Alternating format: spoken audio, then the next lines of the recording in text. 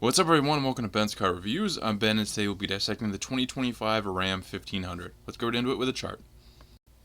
In true Ram fashion, there's going to be 8 different trim levels for you to choose from on your 2025 1500, ranging from the Tradesman, that base trim, starting off at just over $40K, all the way up to the Tungsten at just over $87,000. So across these 8 trims, we have about a $47,000 price range, top trim being more than double the base. So that is a wide range. Hopefully there is a trim here that you can find to be in your price range to get yourself behind the wheel one of these, but that might be a little difficult.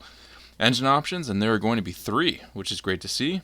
The base trim for those the base engine for those first 3 trims will be a 3.6 liter V6 tried and true engine, 305 horsepower, 269 pound-feet of torque.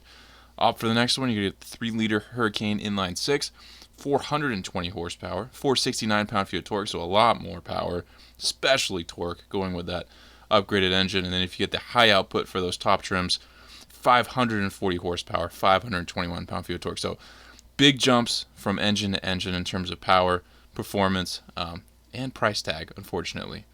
All are paired with an 8-speed auto. When we look at the drivetrain, only the Tradesman HFE will be solely rear-wheel drive. The others are either only 4-wheel, or you can get either or. MPGs, only the 3.6 is out from the EPA, 20 city, 25 highway. But I suppose once these next ones come out, I've heard they're not going to be as good as you might think. So definitely maybe not as good as the V8. We'll have to see. Real quick, guys, here at Ben's Car Reviews, I strive to bring the most accurate and relevant information under 10 minutes. There's no misleading and no waste of time. If that's something that's intriguing to you and you like this content as you watch, please like and subscribe so you continue to grow the channel. Let's keep going. A redesigned Ram is heading your way for the 2025 model. The refined looks are familiar but updated and stylish. Many great features to be had, but the name of the game is available. Therefore, meaning you need to climb that trim ladder high to get the goodies. The new front fascia looks great and largely is different across the trims, which I love to see for giving some unique feels. Ram does a good job at that. As always, too, Ram does a phenomenal job with their light designs all around. The entire lineup features LED headlamps and also offers an available customizable exterior color LED light animation, ground lighting for exceptional visibility. Definitely some cool stuff going on here with the lights. You can get fog lights, all that good stuff. LEDs in the taillights. They set you up well. Wheel designs are ranging from 18 inches on the bottom trims to the Tungsten that gets 22-inch wheels. The designs are well done, but of course the bottom trims are quite boring. So to get the fancy wheels, you have to spend a lot of money. There's an available walk-up animation, as I mentioned, which includes an exterior light carpet that says Ram, and your DRLs will illuminate as well. Kind of just a fancy way to tack on a few extra dollars onto your MSRP. Really not a needed feature, but cool if you can get it. Drive modes comprise of normal, tow, snow, sport, and off-road. This thing is built on a 98% steel frame, so super strong, says Ram. Available class exclusive active level 4-corner air suspension, available on crew cab models only. It automatically lowers the truck to help reduce drag and other maximum efficiency as you move. The Rebel is going to lift you up an extra inch in height. Wear 33-inch Goodyear Wrangler tires and sport front and rear Bilstein Performance tuned shock absorbers. Definitely the Rebel, I think, is the most eye-catching of all of these, but of course very expensive, but you are going to get that upgraded performance and capability. The high output engine's max towing is 10,740 pounds. The standard Hurricane is 11,560, and that good old Pentastar V6 will tow 8,100 pounds. There's also available trailer auto hitch assist. The telescoping tow mirrors can extend and retract to offer more flexibility when parking in tight spots, and the available forward and reverse spotter functionality together with the available mirror-mounted camera system setup, which will help offer great visibility when towing. And beyond that, the high output can handle a payload of 1,370 pounds, standard Hurricane with 1,910, and the Pentastar coming in at the highest with 2,300 pounds of payload. The beds on these have 2 available 110-volt power outlets, available power tailgate as well for ease of use. Choosing a best bang for your buck is frustrating on this 1500. The price points make the trim I really want to choose just too expensive, that trim being the Laramie. The jump to the Hurricane engine and the extra interior features that would come with it is $15,000. You could almost buy a new Mitsubishi Mirage for $15,000. I can't justify the extra performance and features for $15K, so I'm choosing the Bighorn as the best value for your money. That Pentastar V6 will still be totally adequate.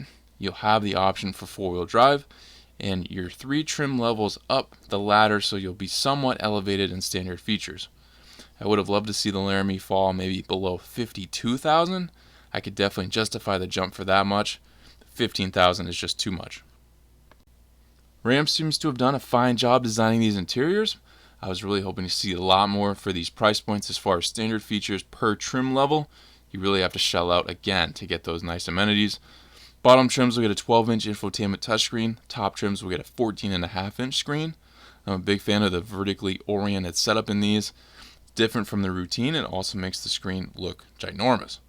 Uconnect 5 system, which is well done and user-friendly. Basic information gauges on the bottom trims, but an elaborate 12-inch setup at the top of the ladder. And if you want even more screen, there's an available 10.25-inch passenger screen integrated into the dash, which I have to say is a pretty cool touch. There's available dual wireless charging pads. The Tungsten, which is the top trim, gets premium leather, 24-way power front seats with heat, ventilation, and massage, and memory. It's going to get a world-class 23-speaker Kilps Reference Premier audio system, which also has a 12-inch subwoofer. So pretty cool audio system there. Vinyl seating materials at the bottom, working up to cloth, and to premium leather at the top. Ram sets you up well with standard driver's assist, safety and technology features, and many more available.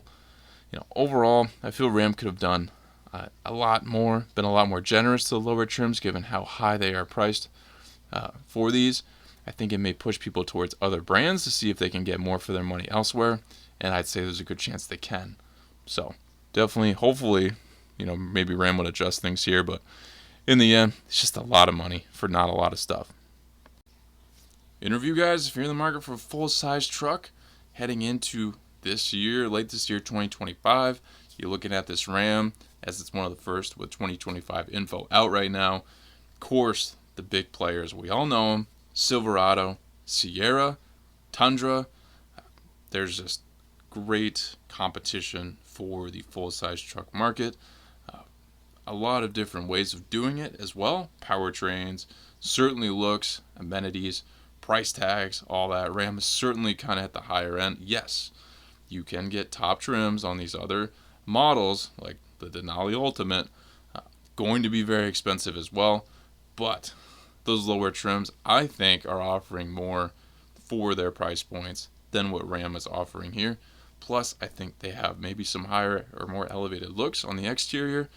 They're not making wheel designs a little less attractive, or maybe some front fascia features, stuff like that, to make you want to get a higher trim. The other models aren't doing that as much, especially look at the Sierra Elevation. That's a great looking trim, and that's the bottom trim. So just my opinion on that. I think Ram is doing themselves a little bit of a disservice with how they price these in terms of how they look and how they option. But I love Ram. I think it's a great product. I'd love to get my hands on one of these. It's just the price points are tough. It's tough. Living is expensive right now. You want a truck like this, you got to spend a lot of money. But anyway, if you can get your hands on one of these, I hope you'll enjoy it. It should be a great truck for years to come. Hopefully this video lays out clear way for you guys. Thank you for watching this Benz car review. Please subscribe if not already. If you have an idea for a future review, drop them in the comments and I'll see what I can do. If you'd like to become a member of the channel, I have that option. Check that out and join if you'd like. I'll catch you on the next Benz car review.